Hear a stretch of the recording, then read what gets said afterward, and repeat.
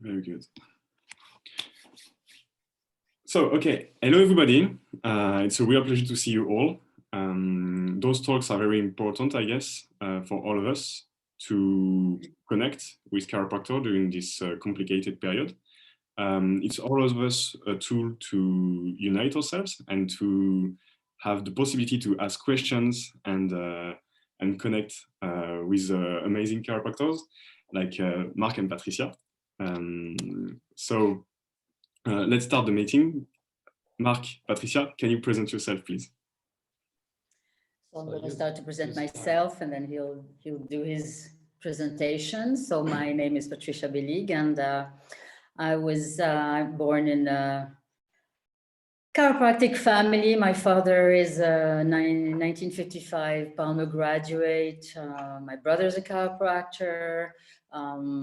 My husband is a chiropractor. My father-in-law was a chiropractor. There's future chiropractors in our family. My niece is a chiropractor. I mean, it's a really big bunch. I have to say that I did my first chiropractic adjustment when I was 5 years old in kindergarten. It was not a great success.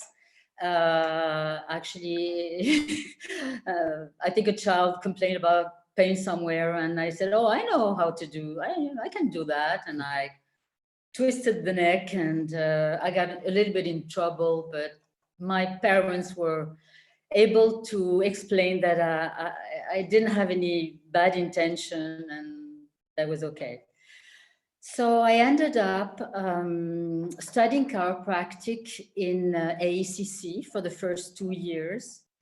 And I transferred to America. It was a political choice because my father was at that time president of French Chiropractic Association, and they really wanted to support the teaching of chiropractic in Europe. So my brother was already there, and I had to go there. But after 2 years, I decided that I wanted to go to the Fountainhead, and the Fountainhead is Palmer Chiropractic College. And I went there, met Bryce, who was already there, who graduated before me. And it was, for me, an extraordinary experience, because coming from ACC, Palmer wanted us to go through the whole philosophy classes again, even if we did have some, and all the technique, all the Palmer package, we had to go through everything again. So it was very intense to have that, you know, concentration of information. And I was always very passionate about the philosophy. Philosophy was something that juiced me, and for me gave a lot of meaning to what we're doing. And then, well, that's where I met Marc, and it was an exploration of chiropractic, SOT, Gonstead, Toggle, Pierce Stillwagon, Logan Basic was really something that I liked. And then went to Guadeloupe for 4 months to work, and then went back to Europe. Working in Europe was a moment where we went very much into AK, because we didn't do much of that in Palmer. But AK, with David Leaf, I don't know if some of you know him. I know some of you do. And really working in Italy, we decided to start working in Turin with Marc, and raised a family, ran a practice, not touched, but really applied many different approaches. I'd always been in love with chiropractic, really. There is no other way of life. It's really a philosophy of life and a lifestyle. So then in the 90s, 92, 93, we went to a seminar network. It was called Network Chiropractic at that time. And for me, it was really something that absolutely gives sense to what I was really passionate about, which is a healing journey, which is really the experience of healing. And healing, we know, but we know it's not the absence of symptom and this and that, but it's the first time really I became aware that healing is a transformation of the consciousness of the individual. So healing is very unique to each person, and actually change, let's say, overnight my application of chiropractic in the office.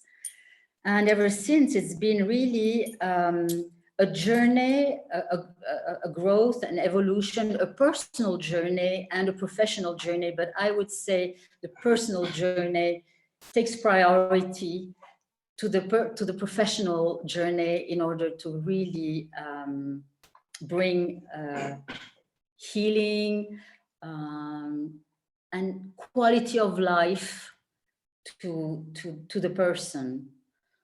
So this is briefly my story. I would be very happy to explain what is the healing process with network, of course, but it's not only network. It's, I guess, the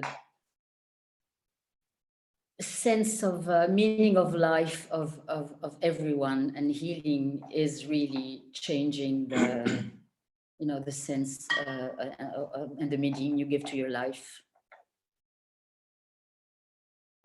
That's it. We'll be happy to listen to all your or answer to all your questions. So now I leave Marc. Okay. So first of all, I'm so much moved and honored to be able to present ourselves and to interact with all you guys from what I understood from all over Europe. And that's really great. So I was born in 1956 while my dad was studying at Palmer. So I was born actually in Davenport, Iowa. And like I like to say when joking, I was born under the statue. I don't know if some people of you went to Palmer or have seen pictures. There's in the courtyard of the entrance, there are statues of Didi and BJ. And so I always say that I was born under the statue. Yeah, well, your mom had to go somewhere else. Well, my mom had to go somewhere else to Delaware, obviously. And so I was born in a chiropractic context, and I'd say up until I decided to go to Palmer to study, the only approach for my health that I knew or ever knew, besides one time I broke my leg, so I had to go to the hospital. But besides that, the only approach for my health chiropractic. So I've taken antibiotics maybe twice in my whole life. And so anyway, that's just like Patricia was saying, you are born in a chiropractic context. And at that time, chiropractors, they were pioneers. I mean, they were people who stand straight in their boots, and they had standards and they never fall back on them. They always, Patricia's father developed offices in France. My dad did too, maybe about 12 of them. And at that time, when they developed an office, where people could come and somebody would graduate, a freshly graduate, they would come in and they would give the office, okay, just start to work. You can see 50 patients a day, and it was free. You never sell the practice, okay? You build it up for the next one to come. And so that's completely different of a spirit. And so anyway, when I was 15 years old, since I have family in Davenport, I have grandparents and cousins and aunts and uncles. So I went to spend my holiday there. And at that time, I met, through my dad, who was the secretary of the INFC at that time, he he connected me with French students, and I met at that time Jean-Jacques Chatroux, who came and picked me up and brought me to the clinic, brought me to some classes, and that's when I had my first philosophy class with Galen Price. And that's the first time I heard about innate intelligence. I was 15 years old, didn't speak that much English, but I could understand that there was something that my dad had already explained me since I was a little boy, when he was telling me about chiropractic and speaking about the nervous system, and explaining me, you know, what was the adjustment and what he was doing while he was adjusting people, and he was adjusting us, my brother and I. And so at that time, it made a clink. You know, I was in Davenport, I was in that class, and there was that guy, Galen Price, very, very smooth and, I mean, shining person. And from my own young age, at that time, I knew, okay, this is a moment where I really configured in my own mind. I realized I was born there. I was back there. I knew I was going to be back there and to do something about it. And so I started my study in 1977 and I graduated in 1980. And what can I say? After that, I graduated. Patricia had already graduated and was working in France, and she was coming back and forth because we were already staying together. And I came back to Aix-en-Provence, where my father was working. And at that time, I started to work a little bit in Aix, but I started right away to work in Italy with another great guy that Brice knew already, because I think he graduated maybe with him or just slightly after him, but Richard Castellani, who had created a few clinics in Italy, and I started to work with him, and that was a great experience. Seeing a lot of people, learning to work fast, to palpate fast, to analyze fast, and to be efficient very fast. And so that was a great school. And I did that for about 7 years until the time where to make life better, have more sense, we decided together to move to Italy in '88 with our first 2 children. And so Patricia and I, we started our current office now in Torino in 1988, and we've been working there since. At that time, technically, to speak about technique, my interests were, you know, about full spine adjusting, subluxation base, obviously, and using whatever techniques was necessary to do to achieve the effect that I wanted to achieve in that person. And so it scanned, you know, from Gunstead to Thompson, HIO. I always loved and had a feel for toggle recoil, and so I even taught it a little bit at Palmer when I was there. And so SOT was really a great instrument that I always use now still. And then in about mid-80s, got interested into AK, and in about '88, that's the first time we met David Leaf in Milano and George Goodhart. And then we followed that for a while, and we took many seminars with David Leaf. And so for me, it was really a better way to understand, analyze the body and the person, and understand, you know, more about the whole world around the person and how inside is working to balance with the outside, and know how to decide, you know, where you want to enter in the system and what you want to create. But always, what I loved about AK with David Leaf is that he's a chiropractor, a great chiropractor, and he teaches you AK chiropractic wise. And so it's really different, to my experience, if you learn AK with somebody who's an osteopath or is a nutritionist or whatever, you know. And so anyway, that was a side point. And then in '93, like Patricia said, through another very good friend of ours, who's actually the godfather of our son, Harold, and that's Harold Fage, who introduced me to AK in '83, but He's in Cannes. He's in Cannes, Harold Fage, and in '93, we were visiting, and he told me, "Hey, Marc, I got to show you something because you might be interested." And he adjusted me at that time. It was a chiropractic network adjustment. And I say, "What's that?" He said, "Well, in 1 month, there's another seminar with Donny Epstein. You must come." So here we go, and that was mind-blowing, life-changing experience. And it was completely, the missing link for me in chiropractic. The missing link in that we always speak about the triangle of health, like structure, chemistry, or physiology, and then the big word, psychology. And in chiropractic, very often, we speak about structure and physiology, and we always say, well, if you interact on those two sides, the psychology will react, okay? But we never had anything that went directly there.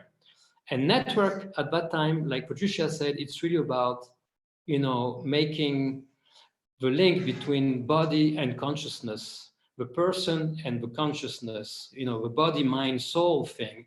And so for us at that point, it really balanced the equation. And so from that point, '93, we learned a lot. We took many seminars with Network. And in '98, I decided, okay, I'm not interested into going on doing what I've been doing before. I just want to do only Network. And as Patricia, starting from '94, she was already full Network, not interested into doing anything else. And for me, it took longer time to process it. And then I had a few experiences that made me realize that, okay, it's a time to be truly aligned with what you desire to do and the way you desire to live. And like Patricia said before, the development of the personal identity, the personal dimension of our own person is primary to the definition of your professional identity, And so it's really when you develop yourself and you heal yourself by receiving chiropractic and by applying it also, well, then you define a different evolution of your own being, and obviously your practice just evolves from that. So it's really about developing your own being, having more congruence and more coherence and more knowledge and more understanding and more capacity. And then that obviously will have an effect on your professional identity. Obviously, through professional identity, the people you touch, you change and they change. And that's the name of the game, is what do you do to transform people and to transform their health, to help them, guide them, but also the message has to be congruent. I mean, you cannot be sick in your mind and your body and try to help people get better. So we have a mission, which is heal thyself, and then you can heal others. Okay, I think I've done. And I will add on talking about your personal identity versus your professional identity, the changing from we were, I will say, a high volume chiropractic practice, really. And so when we change, and especially when Marc changed, we lost people.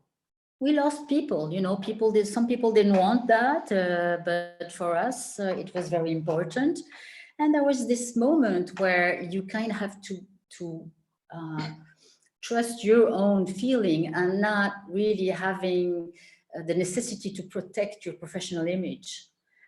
I mean, not necessarily, not trying to protect what you've been, but allow space for becoming what you must become. And it was a big learning curve for us. Yeah. Also realizing that it became a high volume practice again, even more. People leave and they left room for people who wanted to come in. The thing is that the way you are will always attract people who are looking for who you are, because that's what they want. And that's it. It's really important not to try to be a pleaser, to please everybody or to try to help everybody. It's not possible. You can help the people who are looking for you, and you can help the people you are touching, but the people you are touching, they are looking for you and they come to you.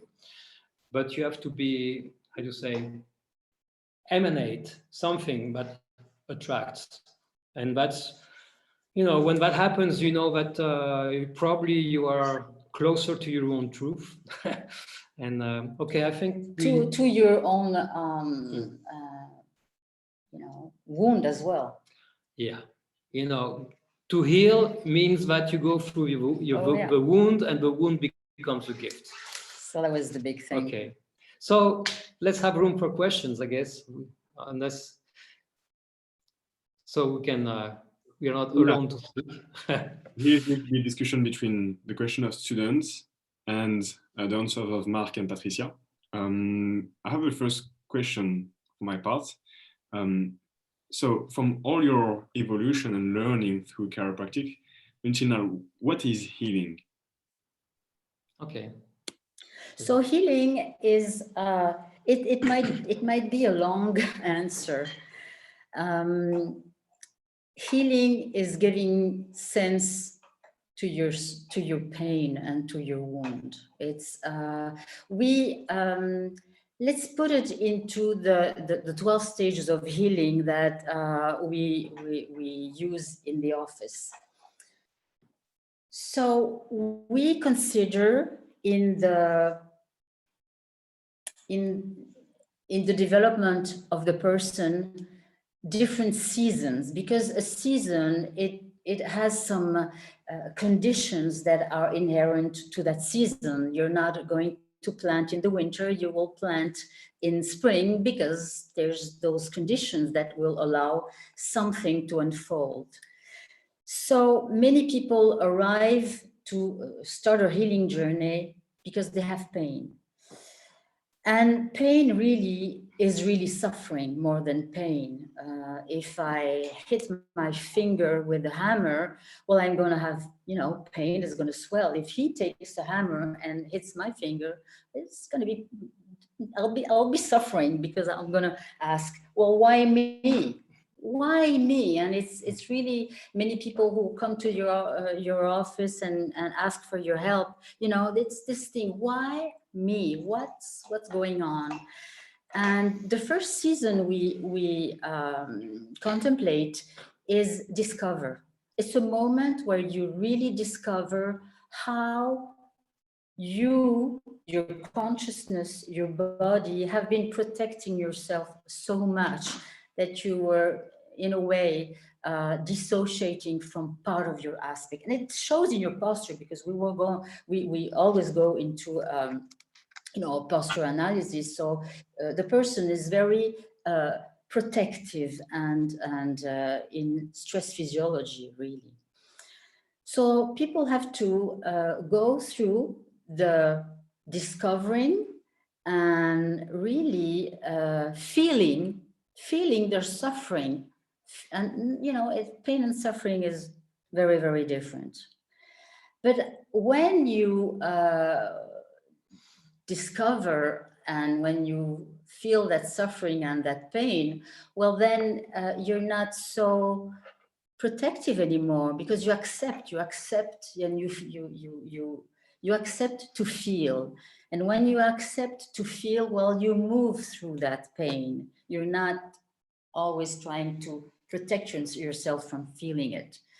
And that brings you into the capacity to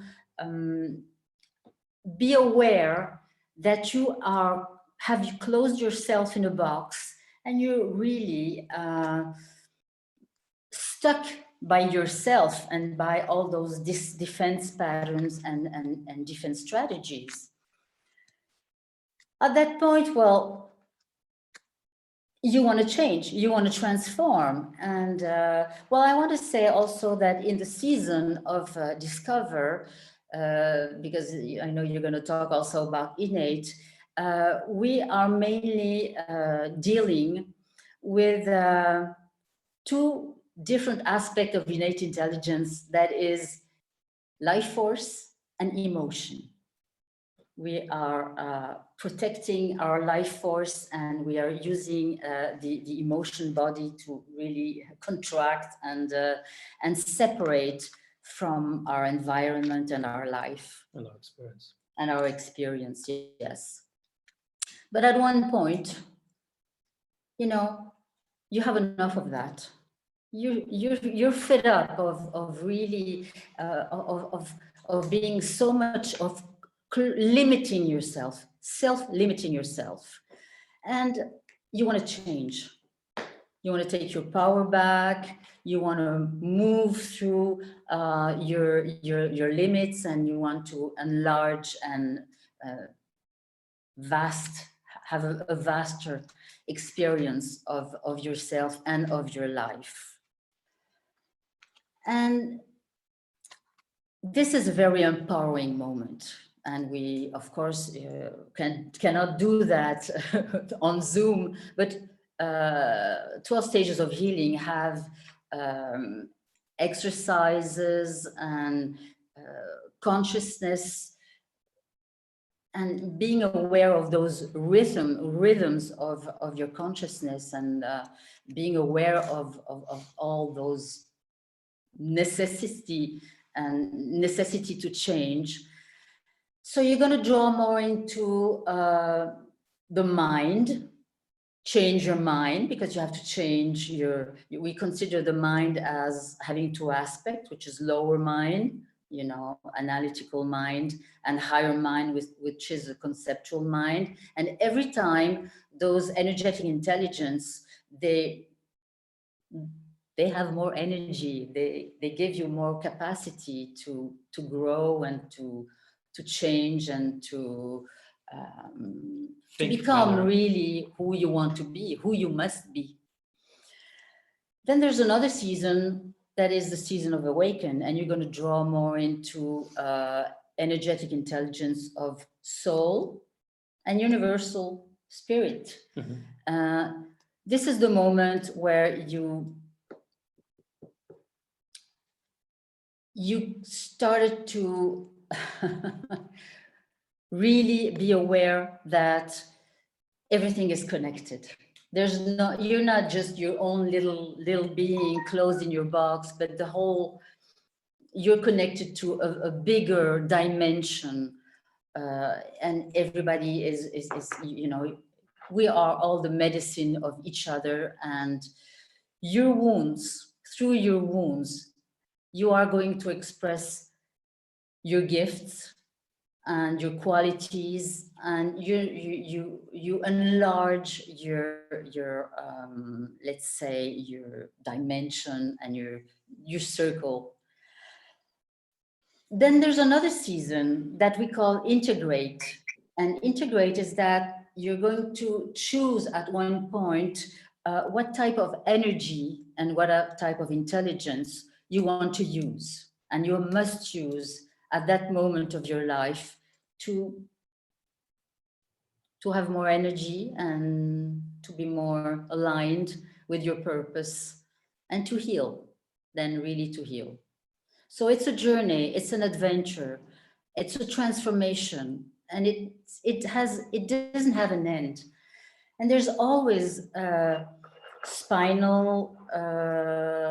neural spinal strategies that will support you in having the energy, the coherency, the neural organization to support and to support that and heal. So it's really not about getting rid of a pain, getting rid of a disease. It's about empowering yourself and change and transform, and at one point really serve humanity through your being and through your expression of your being. Yeah. I was going to say, healing could be defined very shortly. You took a long track, but very shortly, it's really about transforming your wound into the gifts, and from the gifts, be able to, let's say, bring to the world whatever you want to bring. But it's really an evolution. It's a path of evolution and of growth.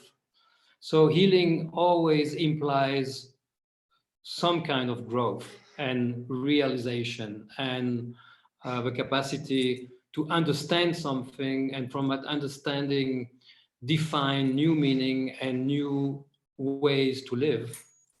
As to treat something or to get rid of pain really has not much to do with healing. Healing is really about acquiring more, being more, and being more meaningful for the world you live into, which is really great as a chiropractor, because one of the identity of a chiropractor is really to be a force for good in the world. Besides that, a chiropractor could be defined himself by saying, well, I'm going to treat pain and I'm going to try to have people get free of pain. What does that mean? Be free of pain. If pain is the main reason why people look for change, why do you want to get rid of pain? If you want to allow people to change and grow, Yeah, that's the thing. Pain is an agent of change. Exactly. Always. And so, really making chiropractic or downsizing it to a therapy to treat pain or painful situations, or lumbalgia, cervicalgia, migraine, you don't treat pain, you use pain, you give it meaning and you use it as an agent of change. You follow pain, you want to understand it, you want to analyze a person and understand the person, but you don't treat them. You unleash the power within, like Anthony Robbins would say, but by adjusting. Adjust means that you allow the person to be aligned, that's all. And when they're aligned, they become responsible for their own healing. We just activate a process, but everybody that we touch is co-responsible for their own life, is absolutely responsible. They're the skipper of their lives. And we are so lucky and honored, so that they take us on board momentarily and we travel with them, We have so many people in our office, and not only our office, I'm sure there's so many chiropractors that, totally revolutionize their lives, change completely their life. And that it was really, and they are the best testimonies of what is a healing process. Well, I think we explained what healing was. I hope. Did we? Yes, you did. But if you want to keep going, you can keep going. Don't worry. No, just let's go for another question, because we could speak. Oh, we could speak about that and say so many stories. Yeah. Well, if anyone have question, go for it, guys. Really. Yes. Can you hear me? Yes. Okay, great. I just have a question. Can you give us an advice for students and future chiropractors? An advice about what? Like, to keep a goal in our mind. I don't know if it's understandable, but yes, we are, a lot of people are in first year, so it's really long. It's long. Yes, far to the graduation, etc., etc. So it's hard to keep a goal in mind. So I would say, first of all, that you answer the call by going into studying chiropractic. You answer the call, a desire to help people, to be there for people. So make sure that you continue to, you're really aware that you are answering to a very deep calling from whatever, your soul, your spirit, or anyway, your person, and explore everything, explore all kinds of different approach. There's always something to learn. I want to continue learning. Actually, I want to go and see Bryce and learn what he has to say and what he does. Yeah, I think we will continue to learn and explore different ways until we are not able to stand on our feet anymore. And trust also your instinct or your intuition. You learn procedures, you learn how to adjust, how to, deal with different situation, but never forget your intuition and your connection with the person. If I can add something, is that like Patricia said, you responded to a calling. It's not everybody that decides to go to school. And besides but the fact that every school will have its own agenda, okay, its own definition of what is a chiropractor, what is chiropractic, and what is supposed to be taught. Whatever school you are into, just learn everything they give you. But understand that you are the one who become a chiropractor. It's not the school who makes you a chiropractor. You are the one, like Patricia was saying before, speaking about the seasoned healing, integrate all the diversity of all the experiences that you can grasp upon. One conseil, one thing that I would advise you not to do is just do and learn just what the school gives you. The school will give you the minimum, the starting blocks. You become a chiropractor by opening up to whatever grasps you or interests you, or just grab you at the moment, attract your attention, and just be curious. Never give up, just be curious. And you might be at some time, because it happens, like they say, shit happens, you flunk an exam, or you lose a year, or whatever, or you decide to quit for 1 year and then come back. Just take the time you need to become who you need to become. Don't be limited, or don't self-limit yourself by what the school gives you. And especially when we have a sensation that, well, they're teaching me something that we'll never use. Everything that they teach you just strengthens you if you go through it. Even if you don't like it. Even if you don't like it, just chew it, mandalo giù, come si dice, just put it down, digest it, evacuate it, and it's done with. The important thing is that by the time you graduate, you must have already had a chiropractic experience, because you're going to start your working life from that. So it might be 5 years from now, 4 years from now, 6 years from now, no matter what, just hold on, stay in the train, and look around and have many experiences as you can. That's what I would say. And just keep, first of all, to decide to become a chiropractor, somewhere you are full of courage. And you are a fool also, because sometimes it's going to be very defying. So just don't lose the courage, don't lose your inner strength, and like Patricia said, don't lose your intuition that made you come there in the first place, because you're on track. Might take a long time. Tell you what, I knew enjoy the ride. Yeah, enjoy the ride. Sometimes it's bumpy and jerky, and sometimes very smooth, sometimes so fucking boring, slow, never ends. But just keep on going, one step at a time. Go ahead, and you will reach the light, like they say. Well, maybe we haven't reached it yet. But yes. Well, we will all end up in the light anyway. We are already in the light. But also one advice is you experience, you have opinion, please don't judge. The profession is full of judges. I mean, it's really the poison of the profession, of many profession. I would say of the world right now is really about judging this. Oh, this is, yes, this, oh, they don't understand anything. This is, no, and you're gonna find your style, because we all have a style.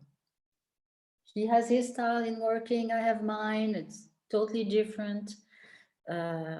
Results are great anyway, because it's the intuition. There's a lot of intuition, yeah, and feeling.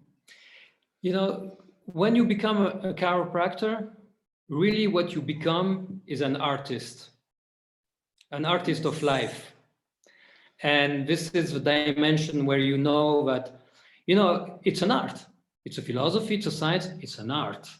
Because the art is a way to be, you know, is a way of being, and a way of being with people, being with you, touching people. And obviously the adjustment is an art. It's a skill that you develop. Palpation is a skill that you develop. Presence is a skill that you develop. And all those skills make you an artist. But you already are. Because if you were not an artist already, you know, you wouldn't be in a chiropractic school. You would have chosen something different, but it's more, you know, square, more, you know. Well, it can be square too. It can be square too, yeah, but anyway. Depend on your some structure is always needed. Yeah. Okay, did we answer? Thank you. I have one more question. This is okay? Yeah. Do you have some books or books for to recommend for personal development or chiropractic philosophy, something like that? Oh, there's the green books, of course. There's the must. Yeah, that was a good one. There's a nice book. Can you read that? I don't. Okay, so Essential Principles of Chiropractic by Virgil Strang. Virgil Strang was my anatomy teacher at Palmer, and we were also the philosophy teacher. Yeah. So can you read it now? Is it essential? Sylvain is showing it as well. Huh? Very proud. Sylvain is showing that he has a. Okay. Qu'est-ce qu'il dit? Just started. Okay. I've started today. Okay, voilà. And so that's a great book also, but practically impossible to be found. But I have a PDF for you, Lucy, if you want. Celui-là, tu connais? Yes. Can you read that? The Art of Chiropractic. Okay, The Art of Chiropractic by Stephenson. That's the 1937 edition. But you know, you have a lot of. But you can find that. You know, just go. There's a lot of interesting books written by Simon Sanson with also the story of the profession, because it's important to know our story and the evolution. Very interesting. He also has, I think, some talks and maybe some things on YouTube. I don't know. Comment ça s'appelle? C'est Philosophy Institute, Simon Sanson. It's the TIC Institute. You know, Simon Sanson. He was at BCC last year, no? Something like that, wasn't he? Maybe 2 years ago. Okay. Nothing happened, I guess.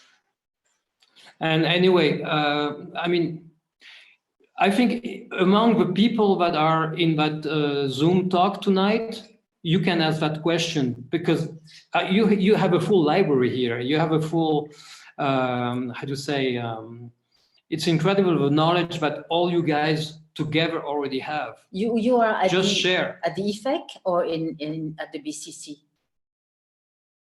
You girls.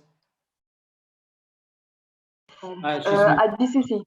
BCC. Okay, so yeah, you have a lot of literature there. Yeah, and you know, whether you at BCC, if you're in first year, for instance, well, you just connect with you know, with the other years and see and talk to students who are children of chiropractors, because they already have an experience. They have a lot of books. Yeah, and they have a lot of books from their parents. They And so stole them. they really. stole them, yeah. Our bookstore is going and theirs going near. Anyway, okay, let's have another question.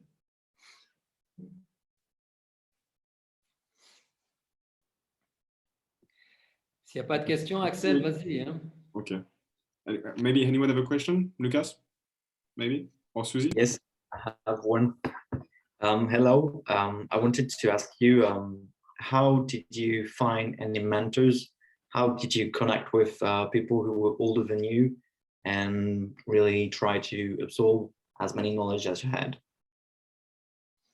We took, well, first of all, of course, for us, both of our fathers really inspired us.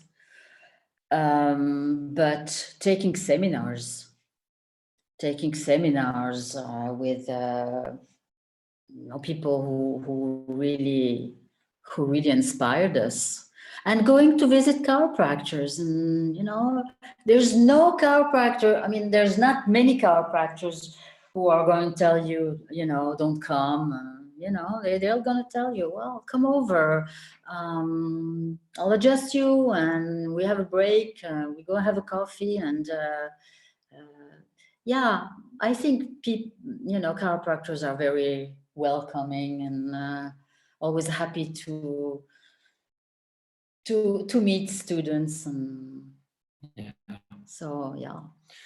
I think you were speaking about mentors also, right? Yeah, you asked about mentors. Okay.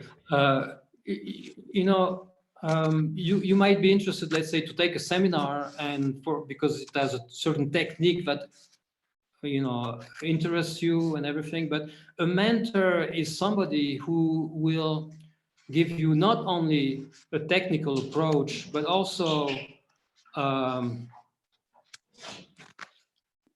speaking about chiropractic, is somebody who really transmits the philosophy and the art and the science all together. So it's really an identity that has so much, who's so complete, that, and so that person is so coherent that, it makes you decide, okay, he's one of my mentors. Okay. And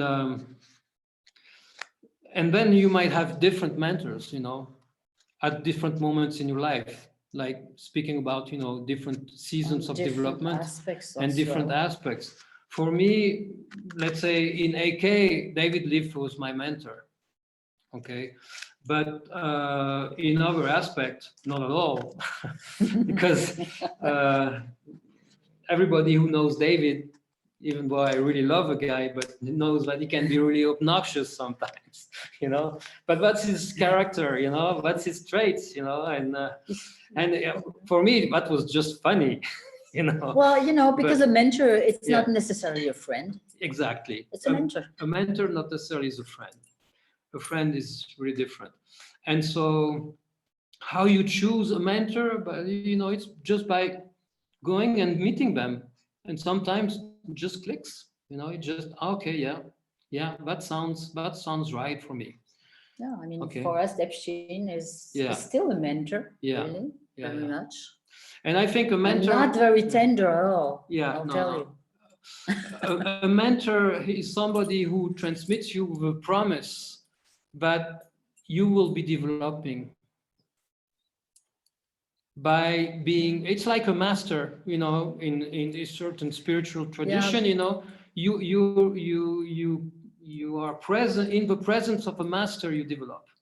Yeah, that's a very nice story. I mean, we of course, as many chiropractors went through also, a spiritual journey. So went to different gurus and listened to what they had to say. And there was this story of one who became a guru, but his master or guru came one day and was asking to all the disciples, well, what is a master? And everybody was giving his answers, because he has knowledge, because he's perfect, because this, because that. And that guru was coming more and more angry, and really, really angry. At one point, I was the youngest of the disciples. Translator. A woman as well. And in those times, it was very, not very easy for women. He asked her, who is the guru? Who is the master? What is a master? And she looked at him and said, the one who will make me a master. So Okay. I think it's just right there. It ends right there. And so, speaking about chiropractic, then, a mentor is somebody who, by you studying with them or applying and developing yourself, you become a master. Okay? I think we can change question. Thank you very much. Yeah, you're welcome, Lucas. Axel, we still have time? Okay. So actually, I have 3 baby questions. Where is your practice now? Where? Torino, Italy. Yeah. Okay. And do you think a practice like yours could be in France or not? Can you repeat again? Do you think your practice, like it is in Italy, could be like this in France? We have colleagues, Yeah. we have friends, chiropractors who practice the same way we practice, Yes, and they're in sure. France, and they're very, very people are busy people. practices. People are Yeah, people. exactly. So at one point we decided to move to Italy, and we then developed ourselves there, and that's it. We have a open space. We Yeah. work open space. We work with 6 tables. Usually 3 and 3, but sometimes one of us is doing something else, so it'll be 4 or 5 tables. And we kept breaking throughout. We always work in the same place, but we broke so many walls in that we put walls down. apartment. We put walls down in the people, and we put walls down in our practice. As we were growing and putting our own walls down, we broke walls in the practice, and it became an open space. Yeah, exactly. Yeah, but anyway, I think if we would have at one point decided to stay in France, to live in France, well, life would have been different. So I really could not say, but the only thing I can say is that we know plenty of our colleagues who use the same approach that we do, and they work with an open system, and they have a very full practice. And it's true that the French mentality is different from Italian mentality, but see, now we live in a world that is completely permeated by, you're in Italy, but you have people from everywhere. And you're in France, it's the same thing. And you are, I don't know where you are now, but maybe if you're in Spain, you have people in that school. There are people, like every chiropractic school has students from every country, many countries, let's say. So it's like a melting pot. So yeah, so that was the second question. What's the third one?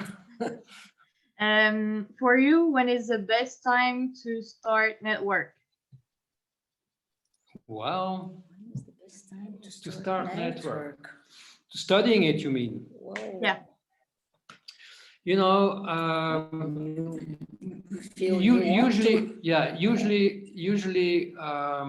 it's, how do you say? Usually it's considered that you must have finished your first year of study, because you need to know certain part of, have an understanding and knowledge of the anatomy of the spine and the nervous system. You need to have at least the basic understanding of how the system works, because we're not going to explain that in a seminar, for instance. But if you have a basic understanding, the seminar will give you a much higher understanding of the intricacies of how the neurospinal structures work and organize your being, And so what's the best time? Starting from second year, I'd say. And then it's up to you. but that's the only thing I would say. You know, there's not really a best time. It's really Yeah. when that attracts you, and when you feel that okay, I'd like to learn more about it. Knowing that, you know, it's definitely one of the approaches, I'd say, in chiropractic, at least it's from what I know, that is very transformative. Even a basic seminar can completely revolutionize your way of But thinking about. many seminars Yeah. can do that. If you know, it's also going back to the season. Yeah. It's really a question of moment. Yeah. And when it's the moment for you, it will manifest. Ah, Really, it will. Speaking about the first question before, you know, what is healing? Well, healing is really about timing. That's why we spoke about seasons. You know, like in real estate, it's always location, location, location. You know, it's a site, the area, where is it? Healing, it's about the timing. You know, you might meet the right person at the wrong time. It will never work out. It will always be pain. Okay. And you might meet the wrong person at the right time. It's a lifetime experience. So you see, so when Well, make sure you feel you Yeah. meet the right person at the right time. and that's okay? best. That's Yes, that's best. an advice. Yeah, that's the advice of della nonna. Okay. C'est bon? Ça va? Thank you. Okay. No Like I question. say, next, yes. In Europe, where can we learn network? So at the moment, it's quite stopped. It's flat It's because flat. there's a lot of restriction in how many people can, And also, you know, attend a seminar. we From are what I know. 3 instructors in Europe. There's Lars Alborg in Sweden, and he usually taught in England and also in Sweden or in Norway. Teaches, and we we taught in Paris, Barcelona, and Torino. But at the moment, we could teach only if we can travel by car, and Barcelona is quite far by car to teach a seminar, for instance. So we are waiting. Well, that's because we Little don't want to do all those PCR tests and have our, Yeah. you know, something. But I mean, it's practically impossible to organize a seminar going somewhere by plane, because at the last moment they cancel the flight and everybody's down in the line. That's what happened. We Yeah. were going to have a seminar in Barcelona in April, was it? Or March? Or Yeah, April? March last year, and it was canceled. And the was flight were cancelled, canceled. and it was a big mess. So at I don't the know if you moment, remember, it was supposed to be at Elishi's office. yeah. And so at the moment, I cannot answer your question. Where in Europe? It will be probably the same place as before, you know. But first of all, you know, the countries have to open up, and there has to be more clarity into, you know, how we can organize, how many people can we have, and is it safe to travel? Because if you cannot create a seminar and then at the last moment cancel But everything. it will happen. It will happen. Believe me. We are thinking about it, and we are receiving a lot of requests. Yeah. So And apart from teaching, there is some books that we can read about network. There are not really No. books about network. he hasn't written. No. He has written a book that you can find, I think, in on epienergetic.com, and Healing Myth, Healing Magic. So it's really, you know, interesting, because there's a lot about his ideas and his of healing myth, healing magic. And there's the SRI book, but it's only a workbook, so you would have to Know about it. to Where take are the you? seminars. In what school are you? It's BCC. I think. Barcelona. Okay, Barcelona. Well, So that's all. the thing is, to learn about, a good thing would be to be, I think there's a network club, right? And so you could get in contact with people who are organizing the network club. Maybe right now it's kind of loosened up, but I think everything is going to start again pretty soon. Yes. And so, well. Okay. And you can contact people who, I mean, like our children, Leah and Harold, they're in Barcelona, and they might have notes or things like that, or they can. Or you can go to speak the with, States because they already Yeah. have our Yeah. giving seminars there. But yes, in Europe. Oh, Europe. Yeah. In the States, the seminars are open, but that means that you need to travel to the States. And again, is it feasible? I don't know. I want to get vaccinated. Huh? I don't want to get vaccinated. Exactly. Yeah. Oh, really? How strange. Okay. Thank you. So keep in touch because pretty soon You'll know. We're looking into doing something. And I don't know, would you be willing to come to Torino? Yeah, sure. Okay, so because we're thinking about doing something there. But In our office. In our office. That would be probably the first choice for the first time, and then organize from there. Okay, but I think many people from Barcelona will be willing to come up. Okay. Okay. Okay. We can arrange in our garden. We put many tents. No. But in the office, we've done seminars with 20, 25 people. No. But I mean, Of for course, people come from Barcelona, a student. Oh, tent Yeah, in the tent in the garden. We'll see. Okay. We'll see. Yeah. Okay. C'est bon. Any other questions? Well, I got one. Oh, good. You spoke about life force and emotion. Can you try to define it? Can you try to explain us what is it? Okay, can I do that? No, go ahead. Okay. So to do that, I'll add. yeah, I'll start from the point of view of innate. So this way we we put things together. And that's one of the incredible, how to say, contribution of Donny Epstein to chiropractic.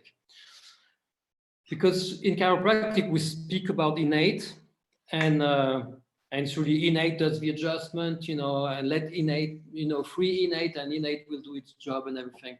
The thing is, what is innate? Okay. And from that understanding from Donny Epstein, innate is composed of 6 different energetic intelligences.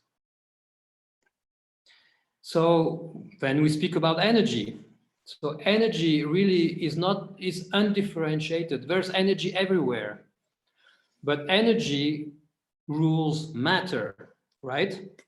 And so the energy organizes matter because it's linked to a certain type of energy, of intelligence, excuse me. You have an energy and an intelligence, and that binôme, that ensemble, that relationship will create and has a certain mission. So speaking about life force, which is really bioenergetic, life force is biological energy and intelligence, it's the life force that creates your metabolism, your bones, your red cells, practically the building blocks of your body. It's the life force which brings, it's the chi, okay? That brings that energy, but the intelligence of that life force is really organizing the structure of the body and the functions of the body. Okay, so it's really the basic. And that's the first layer of innate. The second layer of innate is the intelligence, emotional intelligence. And that is not the emotion, I'm sad, I'm happy and everything. Yeah, no. It's really about the leverage, the energetic leverage that will activate the reaction of your immune system to adapt you to your environment. So that second intelligence, energetic intelligence, is really the activator of a capacity of the body to adapt through the immune response. And that's the emotions. And so That's the second layer of innate. The third layer of innate is starting to be the thinking processes. It's a mental realm.